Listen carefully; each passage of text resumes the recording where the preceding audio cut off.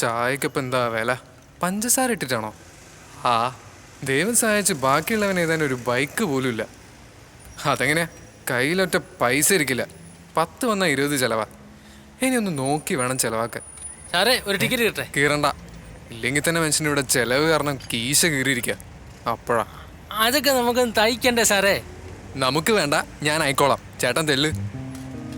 വഴി കൂടെ പോണ വണ്ടിയും കാറും ഒക്കെ കണ്ടിങ്ങനെ വെള്ളം ഇറക്കിയിരുന്ന മതിയോ സാറിന്? വലിയ ആഗ്രഹം.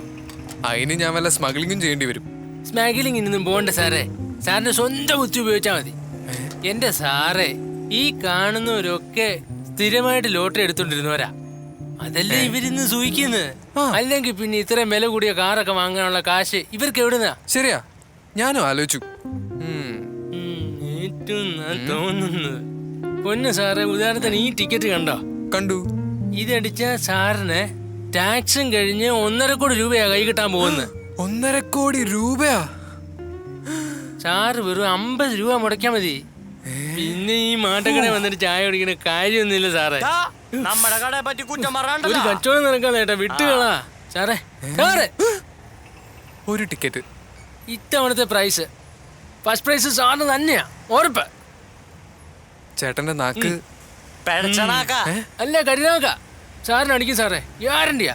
എന്റെ നാരായണ, 1.5 കോടി രൂപ അടിച്ച ഒരു കുപ്പി എണ്ണ മേടിച്ച് ഒഴിച്ചോളാമേ. ആഹാ, ഓടി കാറ് കിടിലം. 50 ലക്ഷം രൂപ മുതലുണ്ടാ? എന്താ കയ്യിലുണ്ടോ 50 ലക്ഷം രൂപ? ഉണ്ടാവുമ്പോ വാങ്ങാലോ. അങ്ങനെ ഉണ്ടാവില്ലല്ലോ.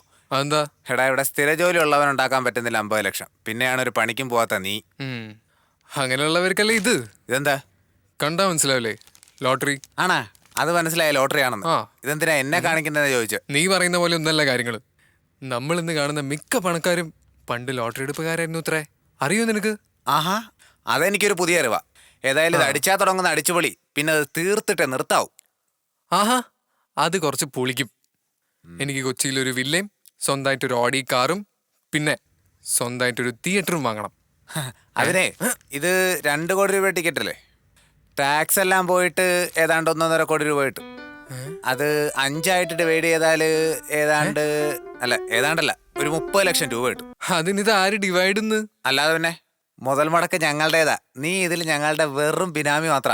എന്തെങ്കിലും തരുന്നതിന് പകരം ഈക്വലായിട്ട് ഡിവൈഡ് ചെയ്യാന്ന് വിചാരിച്ചപ്പോ അവൻ അഹങ്കാരം. ഏത് മുതല്? ആര് മുടക്കി? ഇത് റോയ്ച്ചന്റെ പൈസയാ. റോയിച്ചന്റെ കാശെന്ന് പറഞ്ഞാ എന്റെയും കൂടിയാ. എന്റെന്ന് പറഞ്ഞാ പാറുന്റെ സാറയുടെയും കൂടിയാ. നീ അധികം കളിച്ചാണ്ടല്ലോ. ബിനാമിയാണെന്ന് ഞാൻ നോക്കില്ലാട്ടാ.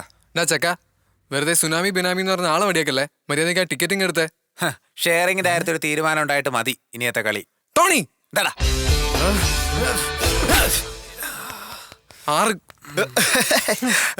ടോണി, ഷെയർ 6ാമത്തെ ഷെയർ. അയ്യോ, മതിയാ? അതിനി വേണോ? അവന് കിട്ടേണ്ടത് മേടിച്ചു. എന്റെ അമ്മോ.